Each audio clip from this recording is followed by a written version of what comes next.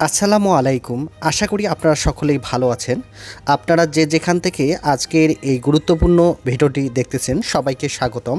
আমি প্রতিনিয়ত আপনাদের মাঝে সত্য বার্তাগুলো উপস্থাপনা করি। নতুন শিক্ষাক্রমের সব কাজ স্থগিত।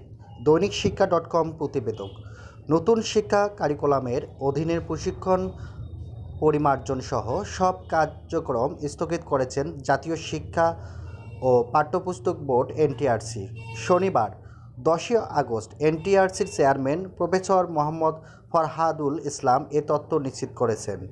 তিনি বলেন, নতুন শিক্ষা কারিকুলামের অধীনে কর্মশালা, প্রশিক্ষণ, গবেষণা পরিমার্জন ও সংশোধনের কাজ স্থগিত করা হয়েছে। পুরো শিক্ষা কারিকুলাম স্থগিত করা হয়েছে বলে অনেকে কাছে ভুল খবর যাচ্ছে। শিক্ষা কারিকুলাম স্থগিত করার ক্ষমতা এনটিআরসির নেই। এটা শিক্ষা মন্ত্রণালয়ের কাজ। 11 আগস্ট থেকে বগুড়ায় আমাদের কর্মশালা শুরু হওয়ার কথা ছিল, সেটি স্থগিত করা হয়েছে।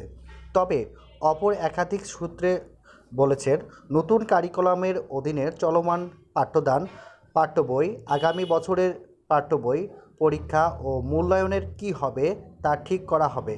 তারপর পুরোটা স্থগিত করা হবে। আগের কারিকুলামের যেতে হলে কী কী বদলাতে হবে তাও ঠিক করতে হবে। তাছাড়া চলতি বছরে ছাত্রছাত্রীরা কী পড়বে তা জানতে হবে। সবাই অধীরে আগ্রহে অপেক্ষা করছে।